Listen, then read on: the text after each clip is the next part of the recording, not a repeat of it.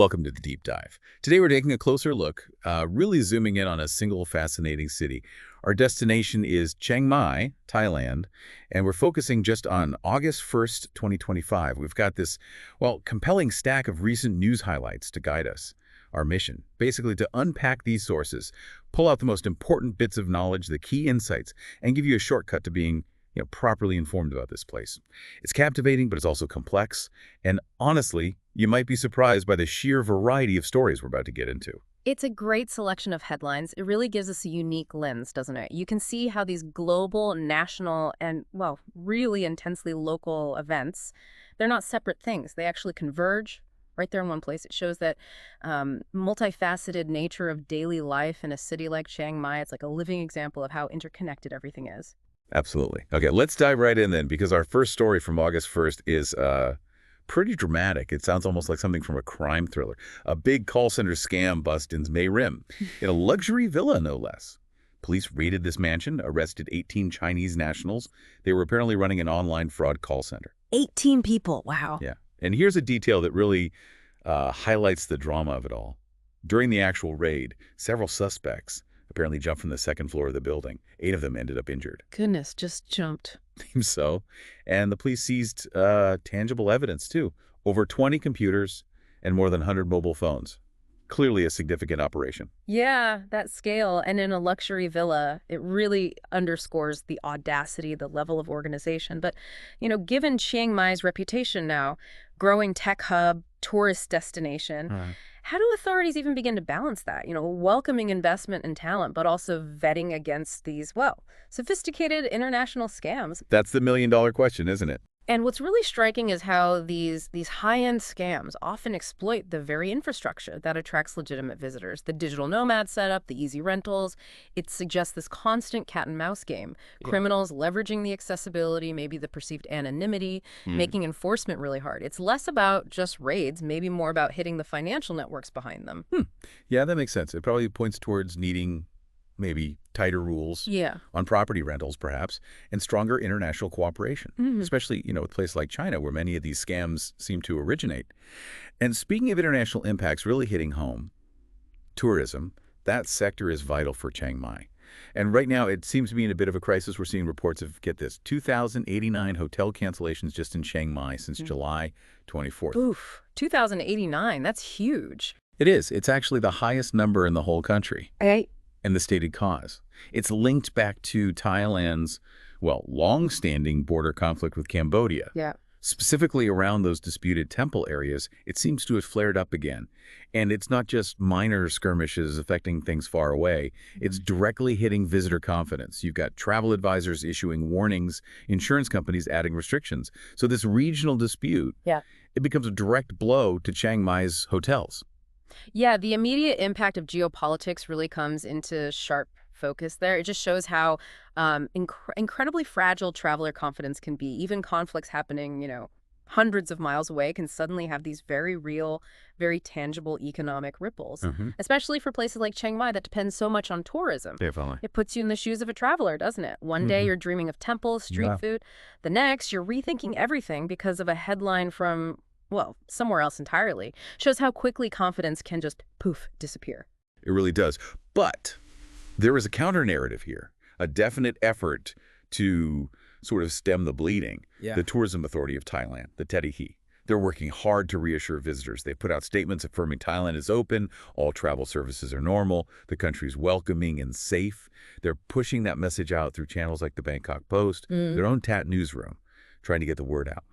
Damage control is crucial. Exactly. Now, let's stick with that border conflict for a moment, because it's not just tourism it's affecting. There are broader diplomatic, military dimensions, too.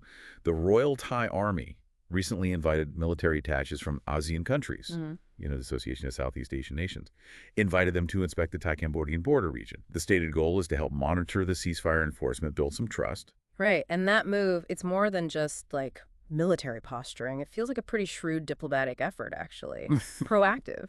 Aimed at fostering regional stability, trying to de-escalate through transparency.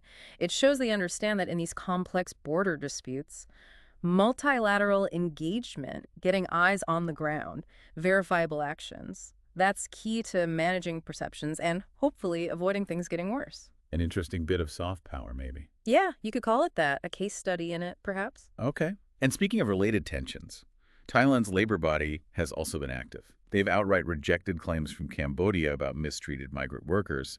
They're affirming that Thailand does have strong protections for workers and basically dismissing the allegations as unfounded. Ah, yes. That rejection. It's a classic example of, well, perception management and diplomacy, isn't it?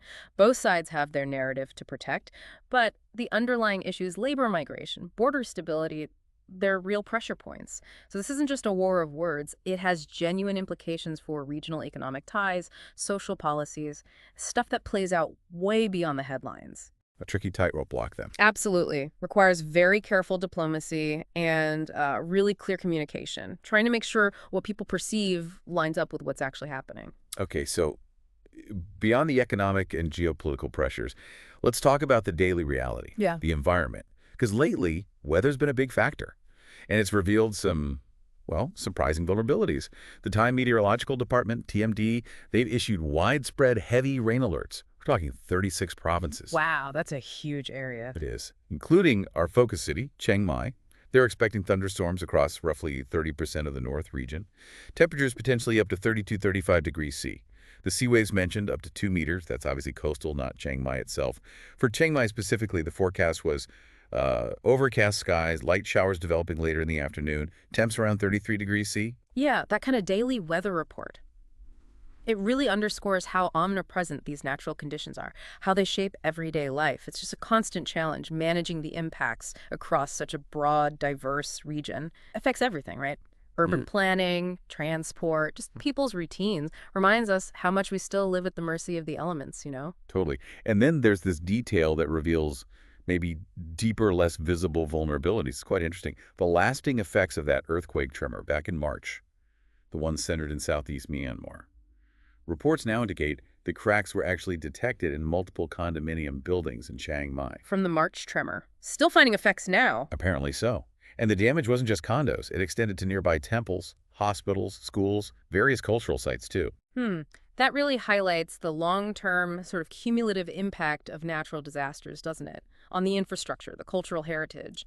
It shows that even seemingly minor tremors can have this lingering effect, slowly revealing underlying weaknesses, even after things seem to have recovered from the initial event. Makes you think about the hidden damage, the stuff that doesn't make headlines right away but sticks around for months, affecting safety, preservation. It's a sobering thought. But look, it's not all challenges and crises for Chiang Mai. After talking about these external pressures, internal vulnerabilities, what's really compelling is how the city's spirit just keeps going. So let's maybe conclude our deep dive looking at the vibrant local life that's still thriving amidst all this. The city's food scene, for example, it's absolutely buzzing. There's this growing interest in experiential dining. You see places like Red Box introducing new tasting menus. And it's not just high-end food. Cafe conversions, like the single origin store Chiang Mai. They're becoming these cool local design landmarks. Yeah, and what stands out there for me is that incredible resilience, the adaptability of the local culture, the entrepreneurship. Despite all these external pressures we've talked about, communities are constantly evolving, innovating, finding new ways to express their unique identity, building their local economies. It's really a testament to that creative energy that keeps Chiang Mai so vibrant, kind of a dynamic counterpoint to some of the more challenging headlines, you know? Oh, totally agree. And that entrepreneurial spirit, it's not just food and design. The Chiang Mai Business Networking Group, CMBN, Yeah. recently got together for a lunch event, Hannah Han Restaurant, drew local entrepreneurs, professionals. It just underscores that strong sense of community engagement, the ongoing economic activity, even while the city's navigating everything else. Life goes on, adapts. Exactly. So after this journey through just one day's news, what does it all mean? For you, the listener, trying to understand Chiang Mai better, we've gone from, high-stakes international crime, Ah. geopolitical tensions hitting tourism, environmental challenges, and then landed on this unwavering, vibrant spirit of local culture and business. Absolutely. And these headlines, they might seem disparate, disconnected, but they're not. They're really just interconnected threads, all part of the dynamic tapestry of a modern city. The news isn't just like a collection of facts. It's a living story constantly unfolding. Each piece informs the others. And together they reveal these deeper patterns of, well, resilience and adaptation. Well said. And that leads us maybe to a final thought for you to ponder. Considering all these challenges we've touched on, the economic hits, the border stuff, the environmental impacts, But then juxtaposing that with the clear signs of local vibrancy, that entrepreneurial energy, what do these daily snapshots suggest about the future direction? For a city like Chiang Mai, and maybe, just maybe, what does it hint at about broader global trends too? We hope this deep dive encourages you to keep exploring these kinds of insights, see how they resonate with your own understanding of